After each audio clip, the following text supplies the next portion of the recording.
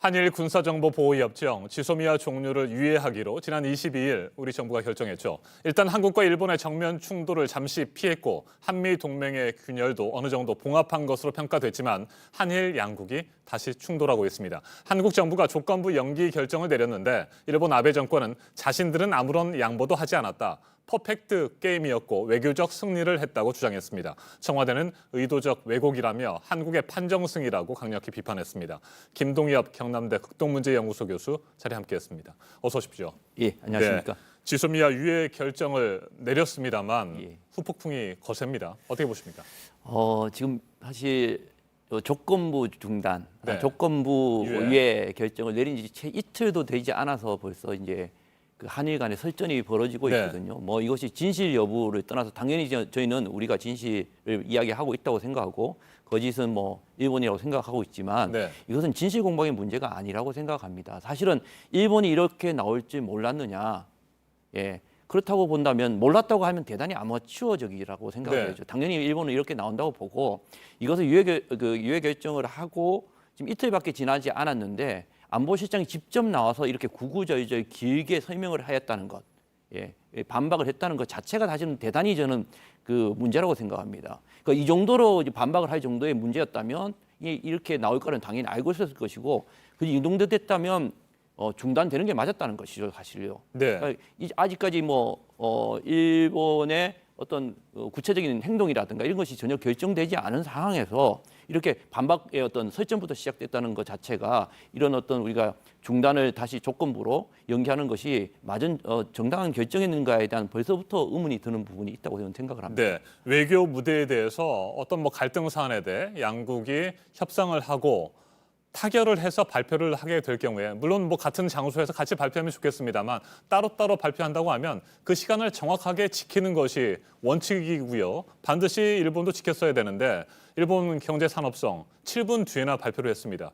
앞서 말씀을 하신 것처럼 그런 부분들까지도 충분히 우리가 고려를 해서 대응을 했어야 되는데 사실 여러 가지 상황들이 좀 좋지 않아요. 예, 그렇습니다. 네. 이런 것들도 예측을 못했다, 이것이 그것까지 어떻게 예측하냐로 네. 이야기하시는 분도 분명히 있겠지만 지금까지 상당히 오랫동안 또 이번 문제 갖고 있는 어떤 그 대단히 중요성이나 이런 것들을 가지고 있다고 본다면 일본이 어떻게 나올지에 대한 다양한 어떤 시나리오라든가 예측을 해야 될 문제가 저는 있었다고 보고 있고요. 분명히 일본이 이러한 어떤 행동을 당연히 예측되었다고 봅니다. 그런 측면에서 보면 일본은 이런 것들에 대해서 저희하고 벌써 사과를 했느니 마느니 네. 이런 문제까지 나오고 있다는 것은 철저하게 국내 정치적으로 활용을 하고 있다는 거거든요. 활용을 하면서도 우리한테는 또 뒤에서는 또 다른 얘기를 하고 있다는 거 본다면 우리가 지금까지 지금 이렇게 중단을 유예하는 어떤 모습을 보여줬지만은 향후에 어떤 긍정적인 어떤 측면으로서 이것이 협상이 이루어갈 것이냐 아니면 대단히 시간 끌기로만 갈 것이냐 보면 후자 쪽이 시간적인 을 끌면서 좋지 못한 모습으로 갈 가능성이 훨씬 더 높다고 봐야 되겠죠. 네, 이른바 비보도를 전제로 해서 공식 발표 이후에 백브리핑이라는 걸 하잖아요. 예, 그렇게 그렇습니다. 된다고 하는데 자세한 내용들, 자신들의 정부에 유리한 내용들을 발표를 할 수 있겠습니다만 그 전에 공식 발표되는 내용의 경우에는 서로 상대국이 발표할 그 내용까지도 미리 확인을 했어야 되는 것 아니겠습니까? 그런 네. 측면이 있습니다만은 앞서 말씀드렸듯이 이번 발표 자체가 일본 같은 경우에는 언론에는 미리 1시간 전에 네. 이거 유포를 또 했다는 측면도 있고요. 또 발표하는 내용 자체도 상당히 시간도 어기면서 했다는 면에서 놓고 보면 의도적이라고 생각하는데요. 이 의도적이라는 측면은 저는 뭐냐면 이 일본이 이번 판 자체를 대단히 전략적으로 접근하고 있고 아하. 우리는 전술적으로 접근하고 있다는 측면입니다. 우리는 이 지소미아 관계 이번에 일어난 일들 자체를 화이트리스트라든가 무역 제재 어떤 대단히 경제적인 측면에 이제 포커스를 맞추고 있고 또 어떤 경제적인 문제에서 우리 수출에 대한 문제, 반도체 문제에 너무 몰입해 있었던 측면이 있는데요. 애시당초 일본은 이게 그 문제가 아니었던 거예요. 네. 사실 징용 문제, 역사적 문제로 볼 수 있지만 이런 문제로까지 치고 들어갈 수 있었던 가장 큰 문제는 이 판의 자체, 동아시아의 어떤 그 전략적 어떤 환경의 변화, 이 틀 속에서 한일 간의 어떤 관계의 근본적인 변화를 자칫 판을 하려는 그 일본의 어떤 숨은 의도가 저는 있었다고 보거든요. 이런 어떤 전략적 접근 속에서 접근했는데 우리는 너무 순진하게 경제적 문제에 매진해서 반도체의 피해를 이런 측면이 있었기 때문에 아예 이 말할까 전략적과 전술적인 차원이 맞지 않았다고 봅니다. 그리고 이 문제를 지금 해결하고 있는 측면에서도 우리가 이 지소미아를 해결하는 과정을 단순히 경제적 문제에 있어서 이 뭐랄까요 그 반도체 문제라든가 이것 때문에 그 화이트리스트라든가 이런 수출 규제 문제를 해결하기 위한 것 접근할지 모르겠지만 이 일본은 이 더 큰 것을 보고 있거든요. 예, 어쩌면 미국이 이것에 대해서 지소미아에 대한 어떤 안보적 문제에 대해서는 접근해서 개입해서 자신들의 미국 스스로의 문제는 해결하려고 하고 있지만 한일 관계에 대해서는 기본적으로 개입을 하지 않겠다는 네. 모습들, 개입하지 않는 모습을 일본은 확실히 알기 때문에 대단히 이러한 어떤 변화 자체를 잘 이용해서 이 문제를 전략적으로 접근하고 있지 않는가라고 생각이 됩니다. 네. 우리 정부가 어쨌든 지소미아 유예를 결정했기 때문에요. 예, 예. 조건부이긴 합니다만 일본과 협상에 있어서 앞으로 이 지소미아 카드를 다시 꺼내기는 쉽지 않을 것이다. 이런 분석도 나오는데 이건 어떻게 보십니까? 그렇습니다. 이거는 저는 대단히 어려울 거라고 생각을 합니다. 사실 이 지소미아 카드를 내세웠을 때부터가 지금 이제 결과론적으로 보면 네. 지소미아를 던지고 우리가 뭔가를 얻은 게 있느냐? 지난 그 한 3개월 동안 이 지소미아로 통해서 일본의 변화를 확인한 게 거의 없다고 봅니다. 그리고 이번에 저희가 이제 중단을 연기를 시켰음에도 불구하고 뭔가 확실한 카드를 얻은 게 아니라 단순히 협상을 하겠다는 그것만으로 시작한 거 아니겠습니까? 그런 차원에서 만약 잘못되어서 이것이 협상이 잘 안 되어서 이게 우리가 다시 조건부로 해서 카드를 다시 꺼내야 된다고 한다면 두 가지입니다.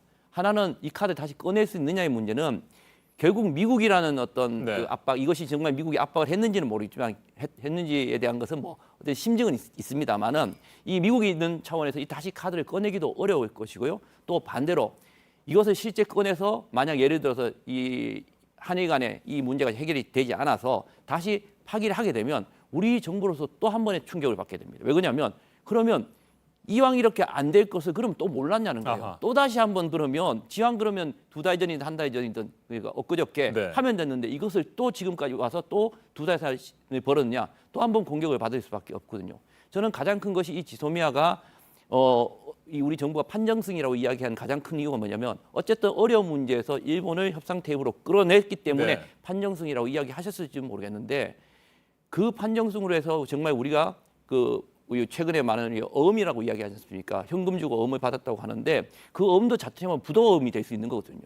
될 수 있는 것이고 또 중요한 것은 그것을 설령 얻었다 손치더라도 이 지소미아 카드를 지난 3개월 동안 던짐으로 해서 우리가 받은 더 많은 이 피해가 있습니다. 어떻게 보면 그 한미 간의 문제라도 네. 있었고요. 또 가장 큰 건 우리 남남 갈등의 문제입니다. 사실요. 지금 뭐 여러 가지 문제가 있지 않습니까? 이런 것들로 생겨서 왔던 우리 내부적인 문제라든가 한미 간의 동맹의 문제라든가 이런 문제에 대한 손해는 그러면 누구한테 보상을 받는 겁니까? 그것까지 우리가 계산하지 못했다고 하고 단순히 어떤 경제적인 문제 가지고 지소미아 카드를 냈다는 것은 대단히 외교적으로 아마추어적이고 어떻게 보면 전략적이지 못했다고 저는 판단을 합니다. 네, 한 가지만 더 질문을 드리겠습니다. 짧게 답변을 하시면 되고요. 우리 정부는 일본 측이 대화 의지를 보였고 이제 뭐 앞으로 국장급 협의가 진행이 될 것이다 이렇게 얘기를 했습니다만 일본 측의 적극적인 대화 의지보다는 사실상 미국이 우리 정부를 압박한 것이 이번 결정의 가장 큰 요인이라고 보십니까? 뭐 우리 정부는 인정을 하고 있지 않다고 생각합니다만 저희들이 지소미아 카드를 제기했을 때는 미국이 개입을 해서 중재를 해주기를 바랬을 겁니다. 네. 그러나 중재가 아니라 압박으로 돌아왔다는 저는 측면에서 보면 이런 측면이 대단히 우려스러운 측면이고 이것이 향후 저는 가장 중요한 부분이 뭐냐면 국회 간에 관련된 부분이라고 생각합니다. 이것에 대한 뭐냐면 이것으로 인해서 향후 우리를 보는 눈, 또 북한이 우리를 보는 눈, 또 국제사회가 우리를 보는 눈이 많이 양보를 하고 이해심이 깊은 나라로 볼 것인지 아니면 협상에 대해서 대단히 나약한 국가로 볼 것인지 네. 이 문제는 저희들은 다시 한번 생각해 볼 문제가 있다고 생각합니다. 알겠습니다. 여러 가지 시사점들이 있는 것 같습니다. 네, 계속해서 또 미국과 방위 분담금 협상도 진행해야 되는데 어떻게 될지 지켜보죠. 지금까지 김동엽 경남대 극동문제연구소 교수였습니다. 말씀 잘 들었습니다. 예, 감사합니다.